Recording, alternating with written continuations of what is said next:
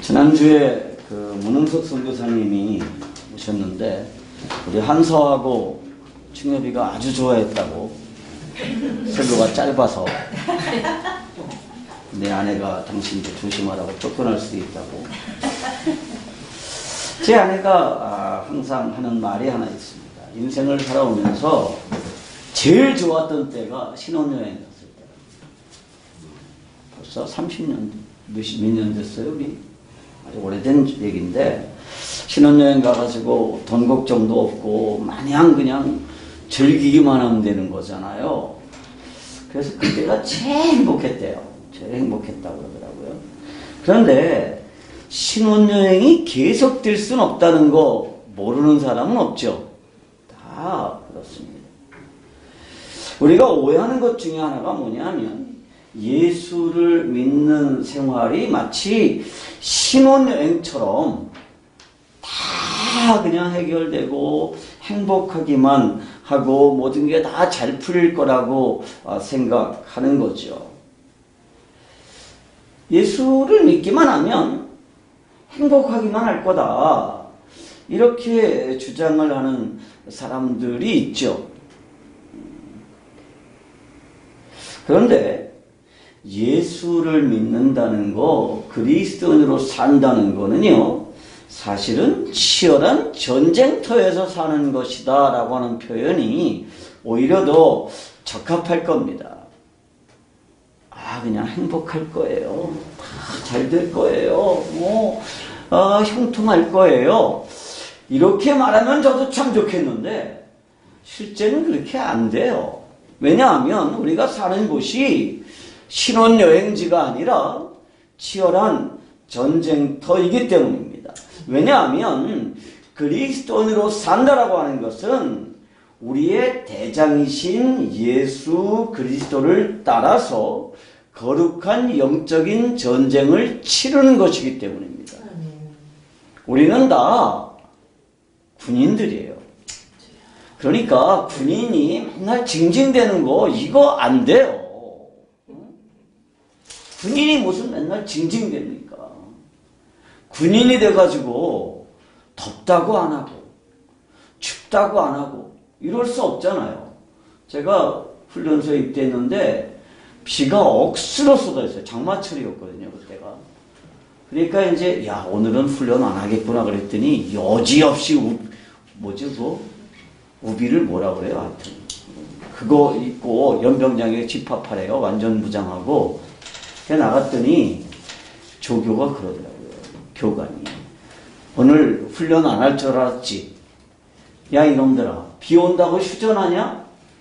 전쟁터에서 날씨 춥다고 휴전하고 비 온다고 휴전하고 덥다고 휴전하고 그러는 거 아니야. 비가 오든 덥든 전쟁은 계속 해야 되는 거야. 그렇게 얘기를 했습니다. 우리는 다 그리스도의 군사들입니다. 우리가 그리스도인이 되면 우리에게는 크게 두 가지의 신분이 주어지죠. 하나는 하나님의 자녀라고 하는 신분이에요. 우리는 하나님의 자녀가 됩니다. 그리고 또 하나의 신분이 뭐냐면 그리스도의 군사라고 하는 신분이에요.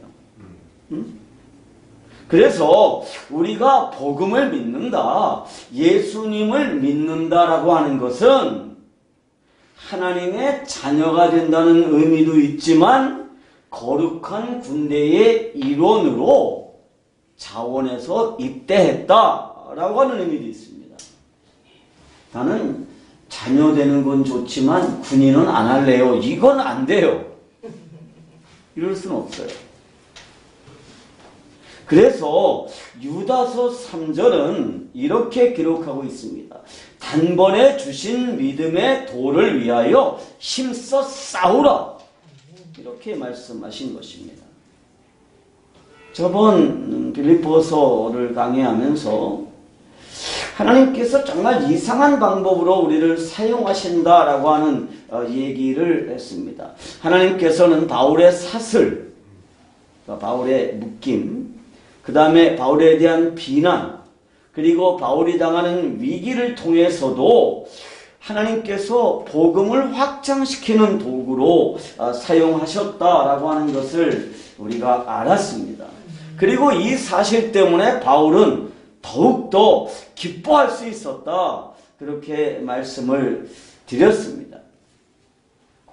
그런데 영적인 싸움은 두 가지 측면을 가진다라고 할 수가 있어요. 하나는 소극적인 측면이고 하나는 적극적인 측면입니다. 소극적인 측면이라고 하는 것은 이런 거죠. 어떻게 마귀의 공격을 막아낼 수 있느냐 하는 것입니다. 이건 소극적인 측면이에요. 방어하는 거죠.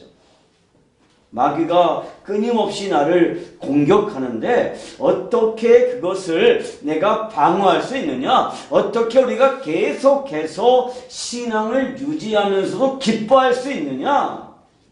이게 방어적이고 소극적인 측면이라고 한다면, 적극적인 거는 어떻게 사단을 대항할 거냐? 어떻게 사단을 무력하게 만들 것이냐? 어떻게 이 전쟁을 승리로 이끌 거냐? 그게 적극적인 측면이라고 할 수 있습니다. 오늘 아침에 우리는 어떻게 이 마귀를 우리가 적극적으로 공격할 수 있느냐? 이 얘기를 좀 하려고 그래요. 우리는 늘 어떻게 마귀의 공격을 막을 수 있을까? 여기에만 늘 골몰하고 있으니까 이게 엄청 피곤해요. 그죠? 수비하는 것도 힘들죠. 언제 공격이 어떻게 들어올지 모르니까. 그래서 차라리 공격하는 게 쉽다. 이거죠. 응? 최선의 공격이야말로 최선의 방어다. 우리 한번 따라할까요? 최선의 공격이 최선의 방어다. 최선의 방어다. 우리 인사들 합시다. 최선의 공격이 최선의 방어예요. 이렇게 인사합시다. 최선의 방어입니다. 그래서 우리가 정말 이 마귀를 좀 박살내십시다. 아멘. 맨날 공격에 치고 뭐 시험지 팔랑거리고 다니고 그러지 말고 아주 마귀를 박살냅시다. 왜냐하면 이게 정말 최선의 방어이기 때문입니다. 그런데 먼저 우리가 분명하게 알아야 될 게 있어요. 영적인 전쟁을 치르는 데 있어서 이 영적인 전쟁의 무기는 우리 육적인 것이 아니라는 거예요. 이건 우리의 육체적인 힘으로 치를 수 있는 전쟁이 아닙니다. 고린도후서 10장 4절은 이렇게 말하고 있어요. 우리의 싸우는 병기는 육체에 속한 것이 아니요 오직 하나님 앞에서 견고한 진을 파하는 강력이다. 그렇게 말씀하셨습니다. 여러분, 예수님께서 잡히시던 날 밤에 있었던 사건을 기억하시나요? 예수님을 잡으려는 무리가 왔을 때 베드로가 칼을 탁 빼들어가지고 칼을 휘둘렀는데 종의 귀를 잘랐어요. 머리를 뽀개려고 휘둘렀는데 저 칼이 빗나갔는지 어쩐지 귀를 잘랐어요. 그때 예수님께서 어떻게 하셨어요? 야, 좀 정확하게 겨냥을 해야지. 야, 평상시에 내가 훈련 안 해가지고 그렇잖아. 그렇게 구제람하지 않으시고 귀를 붙여주시면서 뭐라 그랬느냐 하면, 야, 싸움은 그렇게 하는 게 아니야. 그리고 그를 꾸짖으셨습니다. 예수님은 이 세상에 속하지 않았고 예수님의 나라는 이 세상의 나라가 아니었기 때문입니다. 이것은 영적인 싸움이에요. 이 세상의 혈과 육에 관한 싸움이 아니라는 겁니다. 그러므로 우리가 여기서 사용할 수 있는 무기 역시 이 세상에서 사용하는 그런 방법이 아닙니다. 전혀 다른 거죠. 영적인 것이어야 됩니다.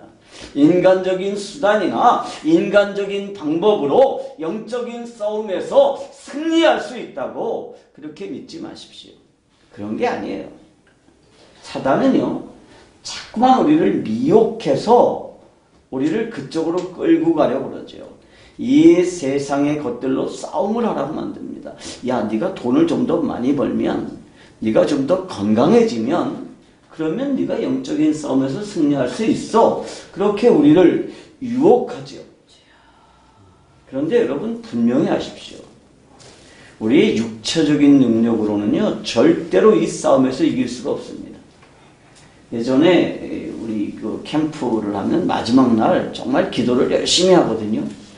기도하다 보면 애들 중에 탈진해서 쓰러진 애들이 있어요. 너무 힘드니까. 한 2시간, 3시간 전력을 다해서 기도하다 보면 정말 창자가 끊어지는 것 같은 아픔도 있고요. 정말 힘이 빠져서 누워요. 그러면 어떤 청년들이 귀신 들렸다고, 귀신 쫓아낸다고 막 관자놀이를 누르고, 눈을 찌르고, 명치를 막 누르고 그래요. 그러니까 애가 아파가지고 더 말짱말짱대요. 그럼 또 귀신 나간다고 또 사방에서 서로를 붙잡고 막 명치를 더 누르고 그러면 애가 너무 힘들어해요. 그래서 내가 이제 그 청년들을 구제를 했어요. 야, 귀신이 여기 누른다고 나가냐? 아파서? 명치 누른다고 귀신이 아파서 나가냐? 눈에 들었다고 눈을 찌르면 귀신이 나가냐? 귀신은 육체가 아니야. 그래서 못하게 했어요. 못하게 하니까 그다음부터 귀신 들린 애들이 없어. 그냥 힘들어서 누우면 그냥 눕게 내버려 둬요. 그럼 다 그냥 일어나. 여러분, 이 영적인 싸움은요, 이게 육체적인 문제가 아니에요. 가끔 혹시 귀신에 들려서 육체적으로 병든 사람이 혹시 있을지 모르지만 대부분은 아니에요. 대부분은. 그래서 우리에게 필요한 게 뭐냐 하면 성령의 능력입니다. 말씀과 기도지요. 이게 우리가 사용할 수 있는 무기예요. 성령은요, 강력한 진을 파하는 능력입니다.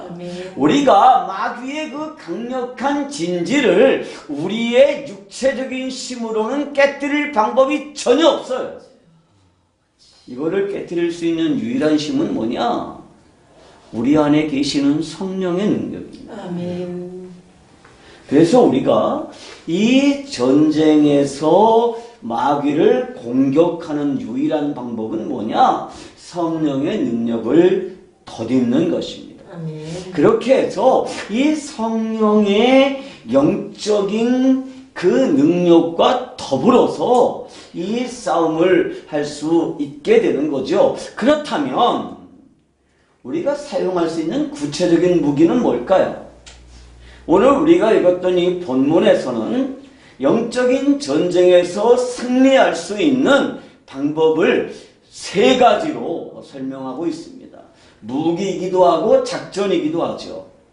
어떻게 하면 승리할 수 있을까요? 첫째로 복음에 합당하게 생활하는 것입니다. 따라합시다. 복음에 합당하게 생활하자. 생활하자. 1장 27절입니다. 오직 너희는 그리스도의 복음에 합당하게 생활하라. 이는 내가 너희를 가보나 떠나 있으나 너희가 일심으로 서서 한 뜻으로 복음의 신앙을 위하여 협력하는 것과 라고 되어 있습니다. 여러분, 영적인 무기는요, 일단 말이 아니에요.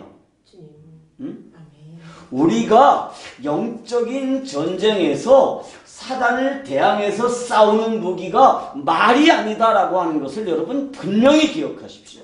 여러분, 우리가 이 영적인 전쟁, 마귀와의 전쟁에서 싸우는 첫 번째 무기는 뭐냐? 복음에 합당하게 사는 그리스도인의 삶입니다. 이게 무기예요. 여러분, 믿음의 능력이나 경건의 능력은 말에 있는 게 아니에요. 참된 능력은 어디서 나오느냐? 그것은 그리스도인으로서 그리스도인답게 사는 데 있습니다. 예수님의 제자답게 사는 게 곧 영적인 전쟁에서 승리하는 힘이라는 겁니다.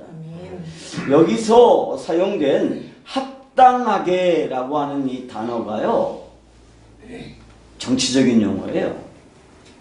이게 악시오스라는 단어를 쓰는데요. 이게 정치적인 뭐 예를 들어서 권리에 맞게 혹은 책임감 있게 그런 뜻입니다. 여러분이 이미 알다시피 빌립보는 로마의 식민지였습니다. 그래서 대부분의 빌립보 시민들은 로마의 시민권을 가지고 있었어요. 그리고 로마의 시민으로서 모든 권리와 의무를 가지고 있었죠. 이 사람들은 빌립보라고 하는 도시에 살고 있었지만 로마의 시민이었기 때문에 로마 시민으로서 로마 법을 따라서 살아야 됐습니다. 그리고 그렇게 그들이 로마의 법을 따라서 사는 한 가장 강력한 로마 제국의 법률에 의해서 보호를 받을 수 있었고 로마의 힘은 곧 자신의 힘이 될 수 있었던 거예요. 자, 바울이 이유도 없이 맞았죠. 그리고 감옥에 갇혔어요. 그리고 다음 날 바울을 슬쩍 놓아 보내려고 그랬을 때 바울이 뭐라 그래요? 너희가 로마 시민인 나를 재판도 하지 않고 감옥에 가뒀다가 그냥 풀어주려고 하느냐? 이렇게 말을 해요. 그럴 때 어떻게 해요? 사람들이 다 찾아와서 잘못을 빌잖아요. 그게 뭐냐 하면 바울은 로마 시민권을 가지고 있었기 때문에 로마 법의 보호를 받는 사람이에요. 야만인이 아니에요. 그래서 야만인처럼 대우받지 않게 돼 있습니다. 로마 법률에 의해서 보호를 받게 돼 있는 거지요. 그런데 로마 법률에 의해서 보호를 받으려면 어떻게 되느냐? 로마 사람처럼 살아야 되는 거예요. 여러분, 우리는 하늘나라의 시민입니다. 따라서 하늘나라의 시민에 합당한 그러한 삶의 자세를 가지는 것은 당연한 거죠. 그리고 우리가 그렇게 하나님 나라의 시민다운 삶을 살게 되면 하나님 나라의 힘이 내게 주어집니다. 아멘. 응? 우리의 힘은 어디서 나오느냐 하면 하나님의 자녀다운 삶, 즉 복음에 합당하게 생활하는 데서 나오는 거죠. 우리의 문제는 뭐냐? 많은 사람들이 동의하는 한국 교회의 문제는 뭐냐 하면 말은 그럴듯하게 하지만 하나님의 자녀로서의 삶은 없다는 거예요. 그러니까 힘이 없는 거죠. 우리 작은 교회가 작지만 가장 강력한 영적 전투의 집단이 될 수 있는 방법이 뭐냐? 말을 잘하는 게 아니라 신앙적인 말을 하는 게 아니라 하나님의 자녀다운 삶을 사는 데 있는 거예요. 아멘. 그러면 거기에서 뭐가 나오느냐? 영적인 능력이 나오고 우리가 마귀의 강력한 진을 파괴하는 그런 집단이 될 수 있는 거죠. 특공대는 소수예요. 무슨 뭐 네이버 CD나 무슨 뭐 델타 포스나 이런 거는 소수잖아요. 뭐 몇백 명, 몇만 명이 아니에요. 몇십 명 단위로 구성이 되는데 그게 엄청난 파워를 가진 집단이 되는 이유가 뭐냐 하면 이 사람들은 말을 통해서 전쟁하는 게 아니라 뭐로 해요? 그 군인다운 합당한 훈련 과정을 거치면서 그렇게 강해지는 거예요. 이번에 제가 선교사님들하고 대화하면서 작은 교회, 이름이 작은 교회입니다. 그랬더니 어떤 분이 거긴 특공대인가 봐요.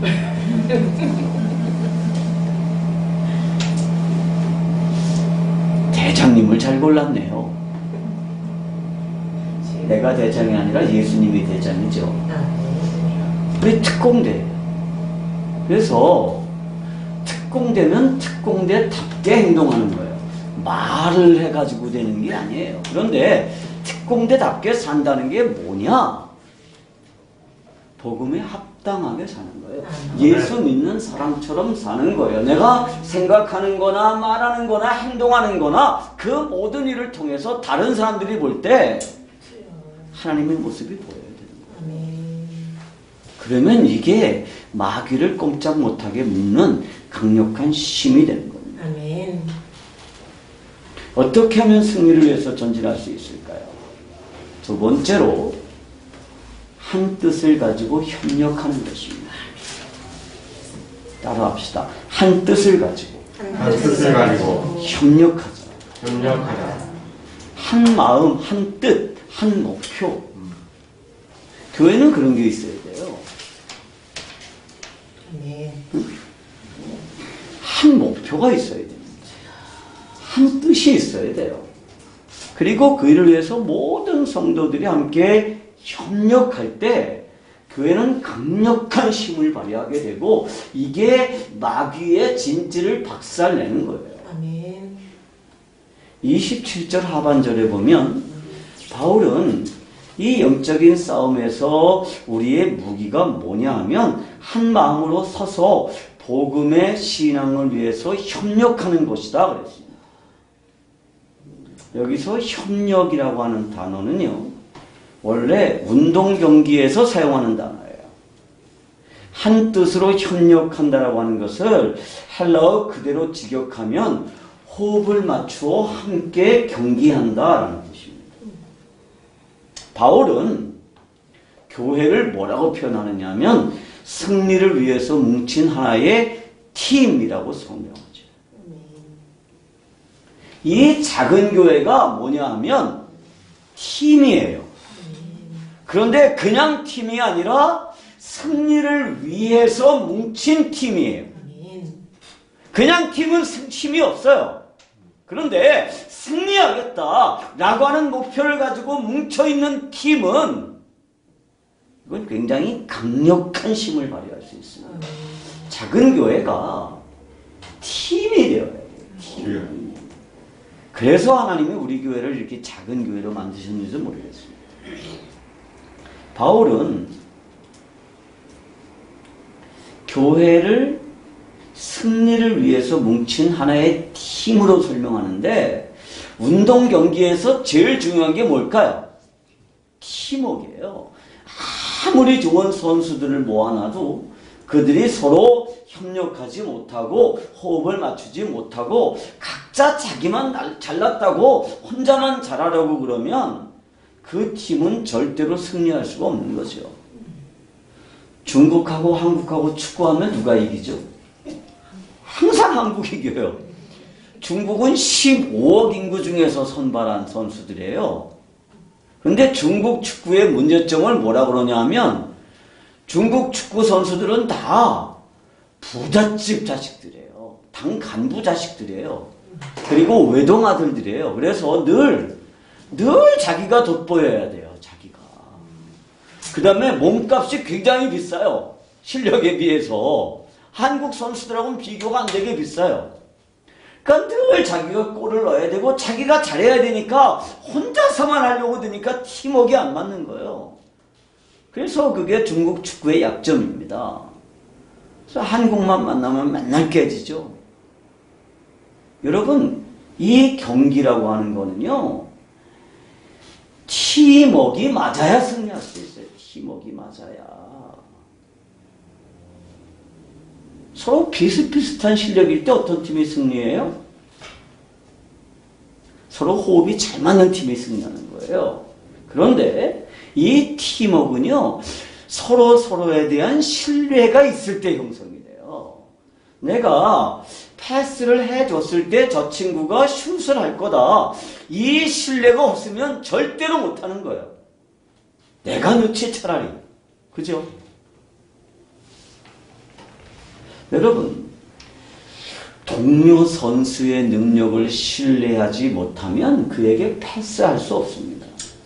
그가 잘할 수 있다고 믿기 때문에 패스를 하고 슛을 할 수 있는 기회를 만들어줄 수 있는 거예요.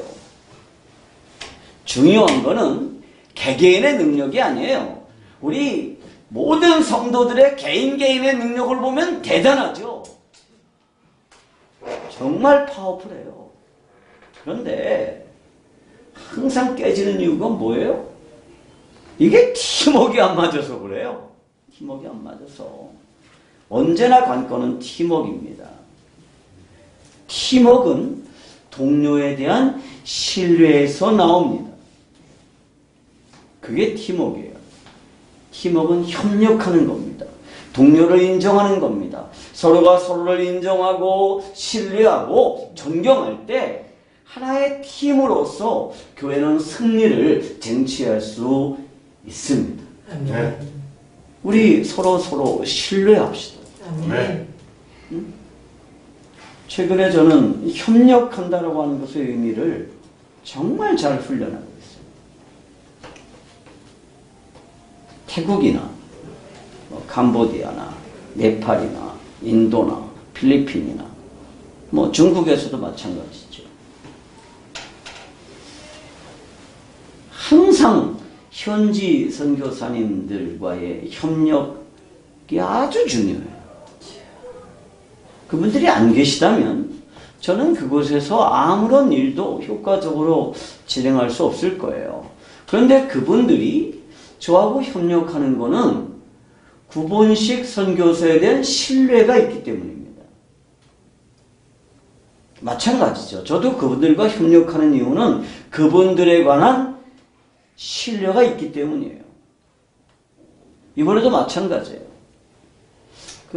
필리핀에서 아가페 신학대학을 운영하는 양정규 선교사님하고 동역을 하게 된 게 제가 몇 년 전에 치앙마이에서 선교사 컨퍼런스에서 강의를 했습니다.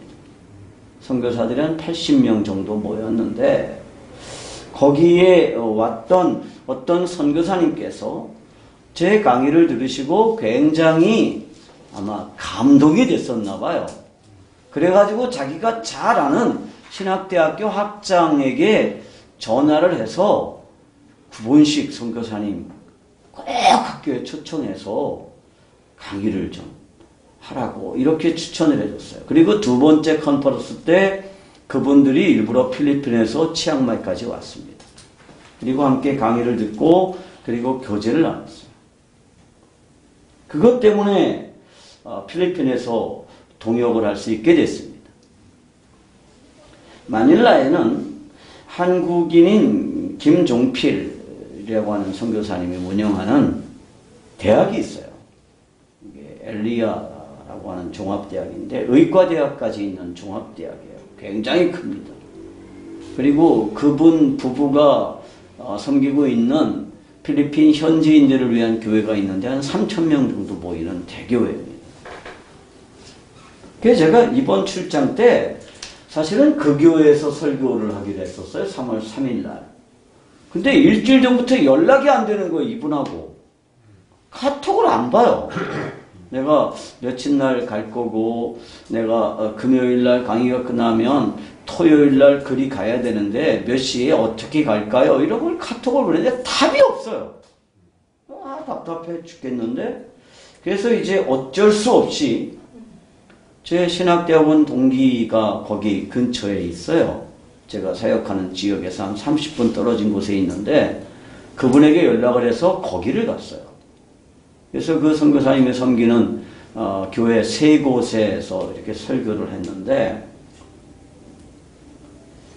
주로 거긴 청년들이 대학생하고 청년들인데 그 청년들이 정말 제 마음에 들어왔고 제가 칼럼에서도 썼듯이 필리핀 청년 대학생들을 위한 수련회를 해야 되겠다 이렇게 결심을 했습니다. 그리고 이제 월요일날 한국으로 돌아오는데 인천공항에서 짐을 찾으려고 이렇게 서 있는데 누가 뒤에 와가지고 갑자기 확 포옹을 해요. 누구지? 여자는 아니야. 남자예요. 누군가 그리고 봤더니 그 김종필 선교사님이세요. 그분은 제가 아는 한 최고의 속학이에요. 지금도 그 보스턴에 살면서 예일하고 하버드에서 강의를 하세요. 정말 대단한 속학인데 그분이 병원에 입원했었대요. 보스턴에서. 그래서 전화기도 다 빼앗긴 상태로 집중치료실에 입원해 있는 바람에 제 카톡을 볼 수가 없었대요. 연락을 할 수도 없었고. 근데 하여튼 그렇게 돼서 박승일 선교사님에게로 갔고 거기에서 필리핀 청년들을 위한 또 다른 사역을 이렇게 계획할 수 있게 되었습니다. 결과적으로 모든 사역은 서로의 신뢰를 기초로 하는 협력이 있어야 돼요. 박승일 선교사님은 이제 신학대학원 동기이긴 하지만 얼굴도 본 적이 없어요. 그냥 동기라는 것만 알아요. 신학대학교 명부를 통해서. 그런데 그분이 가서 보니까 7년 전에 거기를 들어와 가지고 꼬맹이들을 모아서 그냥 섬겨줬어요. 그리고 교회를 세웠고 그 꼬맹이들이 성장해서 청년 대학생들이 된 거예요. 그리고 지금은 청년들이 아주 많아요. 그래서 7지역의 교회를 세우고 7개의 교회를 섬기고 있습니다. 다 그 교회들마다 현지 지도자들을 세워서 교회를 운영하고 있죠. 그 선교사님이 가진 장점은요. 이 선교사님은 공부를 깊게 하는 스타일이 아니에요. 그러니까 무조건 으쌰으쌰하고 애들하고 막 축구하고 농구하고 막 놀고 그리고 막 기도하고 막 이러는 스타일이에요. 그래서 애들이 그렇게만 자랐어요. 그러면서 지금 이제는 선교사님 같은 좀 분들이 오셔서 아이들을 좀 내실을 좀 키워줘야 되는 때가 됐는데 저는 그런 걸 할지를 몰라요. 근데 저는 뭐 이런 거 할지 모르잖아요. 축구도 다리가 짧아서 잘 못하고 농구는 더더구나 안 되고 근데 제가 잘하는 거 있어요. 가리키는 거. 그래서 수련을 하자 이런 말씀을 드린 겁니다. 현지 선교사님들하고 제가 한 팀을 이루고 한국의 교회들이 재정적으로 협력하면 필리핀 지역과 미얀마 지역과 인도네시아의 그 여러 나라들에서 정말 멋진 청년 사역을 할 수 있을 거다. 그런 확신을 가질 수 있었습니다. 우리가 어떻게 하면 이 영적인 전쟁에서 승리할 수 있을까? 협력하는 것입니다. 아멘. 서로 신뢰하는 것입니다. 아멘. 어떻게 하면 승리를 위해 전진할 수 있습니까? 세 번째로는 확신하는 것입니다. 확신한다는 것은 두려워하지 않는다는 거예요. 여기서 사용된 두려워하다라는 단어는요, 이게 전쟁 용어예요. 그러니까 말이 막 대포가 터지고 그럴 때도 말은 이리야 그러면 쫙 전진에 들어가야 되는데 이게 전쟁용 말이 아닌 거 훈련되지 않은 말은요 쭈삣쭈삣하고 도망가요. 응? 그런데 그리스도인은 두려워하지 않습니다. 왜냐하면 우리에게는 뭐가 있기 때문이에요? 확신이 있기 때문입니다. 아멘. 확신을 가진 사람은 두려워하지 않습니다. 멈칫거리지 않습니다. 아멘. 왜냐하면 이 전쟁은 우리가 구원받은 하나님의 자녀이고 하나님의 군대라는 사실을 확인하는 하나의 증거이기 때문입니다. 그래서 우리는 두려워하기보다는 오히려 확신을 가지고 기뻐할 수 있는 거예요. 우리가 마귀와 한편일 때는요, 마귀가 우리를 괴롭히지 않아요. 그죠? 근데 마귀에 우리가 반대편에 서 있으면, 이제 하나님의 편에 서 있으면 마귀는 우리의 원수가 되기 때문에 그때부터 마귀의 공격이 시작이 돼요. 그러면 마귀가 나를 공격할 때는 어떤 확신이 있느냐? 이제 내가 확실하게 하나님의 자녀가 됐구나. 그런 확신이 있으므로 어떠한 환경 가운데서도 기뻐할 수 있는 거예요. 아멘. 우리가 확신을 가지고 이 고난에 동참할 때 우리는 분명한 승리를 얻을 수 있습니다. 왜냐하면 이 전쟁은 우리 주님께서 이미 승리한 전쟁이기 때문에 두려워할 필요가 없어요. 이미 승리한 전쟁이에요. 그리고 이 전쟁에 동참하게 되었다는 것은 하나의 특권입니다. 바울은 자신이 당하는 고난이 그리스도의 군사로서의 싸움이라는 사실을 확신했기 때문에 어떠한 상황 가운데서도 두려워하거나 도망치려고 하지 않았습니다. 강한 군대하고 오합지졸하고의 차이가 뭔지 아세요? 오합지졸 군대는요, 도망병이 많아요. 그리고 한 사람이 도망치면 어떻게 해요? 다 우르르 도망칩니다. 그게 오합지졸이에요. 강한 군대는 대장을 신뢰하고 옆에 있는 동료들을 신뢰하기 때문에, 그리고 승리를 확신하기 때문에 도망병이 없어요. 내 옆에 동료가 나를 지켜줄 거야. 그리고 우리 대장이 정말 좋은 작전을 세우기 때문에 우리는 반드시 승리할 거야. 이런 확신이 있는 군대는 도망병이 없어요. 그런데 서로가 서로를 믿지 못하면, 그러면 한 사람이 도망치면 다 도망치는 거예요. 다 도망치는 거예요.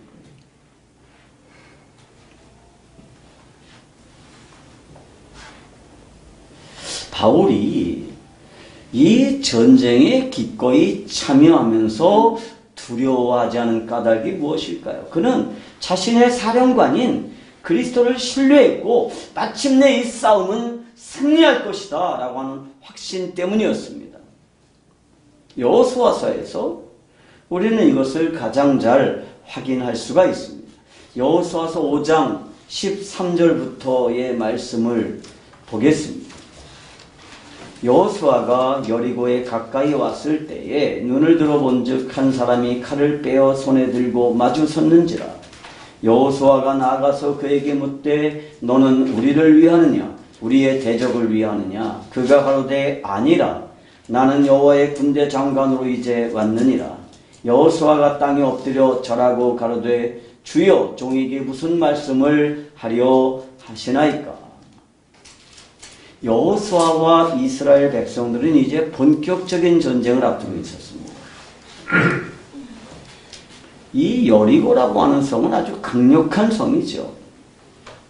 이 성을 이긴다, 이 전쟁을 이긴다라고 하는 것은 엄청난 힘을 요구하는 것이었어요. 여호수아는 자신들의 힘을 잘 알았던 사람이에요.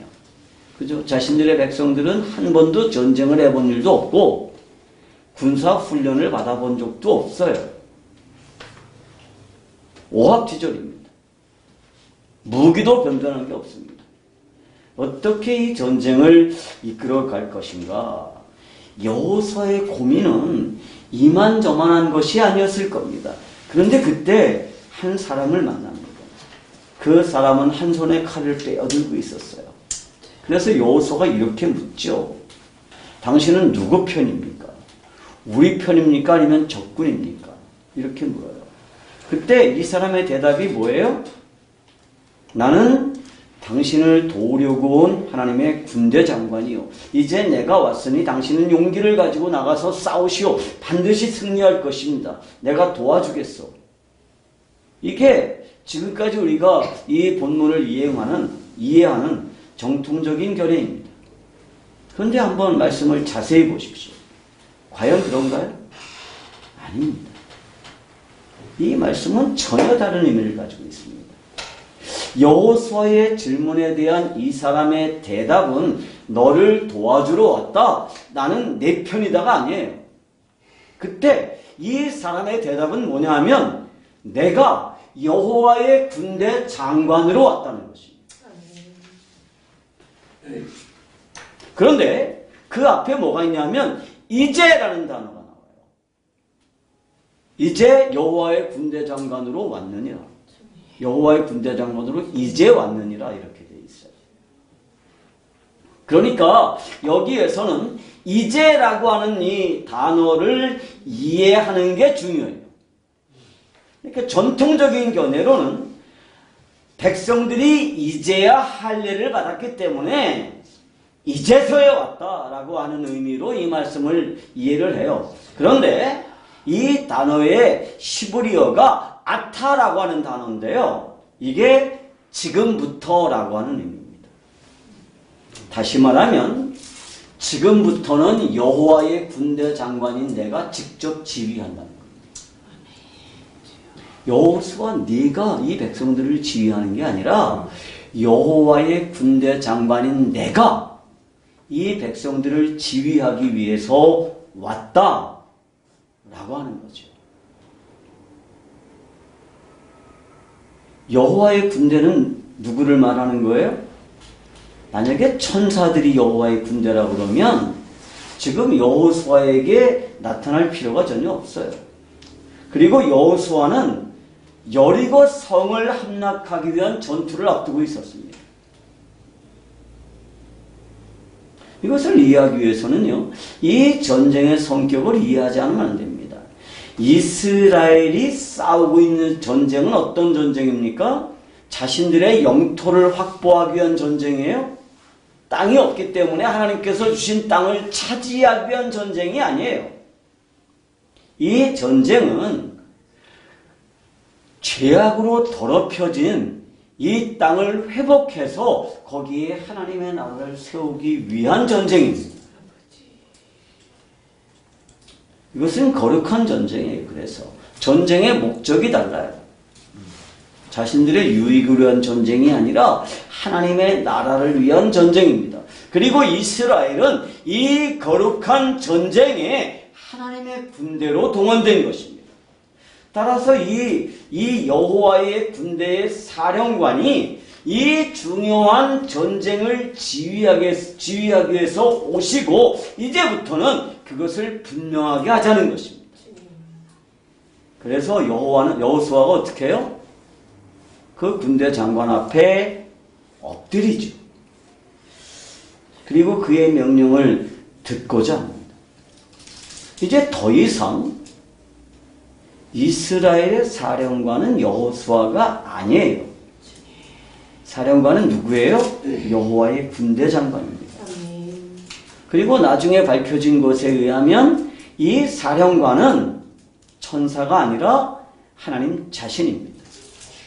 미카엘을 보낸 것이 아니라 하나님 자신이 거기로 온 거예요. 그래서 그가 서 있는 곳은 거룩해지는 것입니다.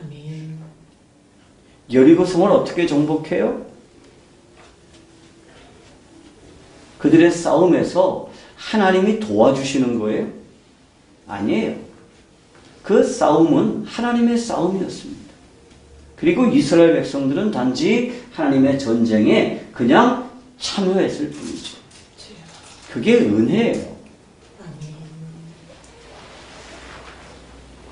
우리 작은 교회의 귀한 성도 여러분, 우리의 싸움은 어떤 싸움입니까? 그리고 이 싸움의 주인은 누구입니까? 우리가 이 싸움의 직접 당사자이고 하나님은 단지 나를 도우시는 분으로 참여한다 그러면 이 전쟁은 개념 자체가 달라요. 그런데 하나님이 이 전쟁의 직접 당사자이고 하나님이 이 싸움의 주인공이시고 우리는 단지 그 싸움에 참여하는 것이라 그러면 이거는 은혜입니다.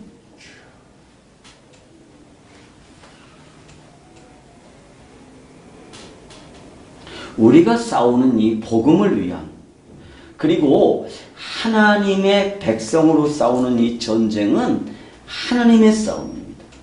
우리의 대장이신 예수님이 직접 지휘하십니다. 다만 우리는 그의 싸움에 참여하는 영광을 받은 것입니다. 무엇이 우리에게 확신을 가져다 줄까요? 그것은 우리가 가장 강한 하나님의 군대의 일원이라는 것을 아는 것입니다. 이런 확신은 고난을 두려워하지 않는 용기를 줍니다. 그러므로 우리는 기꺼이 그리스도를 위한 이 고난에 참여하는 것입니다. 그것은 우리에게 말할 수 없는 영광을 가져다 줄 것이기 때문입니다. 우리가 어떻게 하면 기쁨을 유지할 수 있을까요? 어떻게 하면 절망하지 않을까요? 어떻게 하면 좌절하지 않을까요? 그것은 싸우는 것입니다. 우리 하나님의 군대에 입대했습니다. 군인들이 맨날 찡찡대고 뭐 밥이 맛이 없느니 뭐 옷이 뭐 너절너절하니 이런 거 가지고 투덜대면 그건 군인이 아니에요. 훈련이 힘들다고 투덜대는 군인이 아닙니다. 우리는 군인이에요. 아멘. 그래서 우리의 신분을 잘 이해해야 됩니다. 우리의 신분을 잘 이해할 뿐만이 아니라 승리할 수 있다고 확신해야 되고요. 한 뜻을 가지고 협력해야 되고요. 그리고 복음에 합당하게 생활해야 됩니다. 아멘. 그것이 이 거룩한 싸움, 이 영적인 싸움에서 승리할 수 있는 비결입니다. 아멘. 기도하십시다. 네.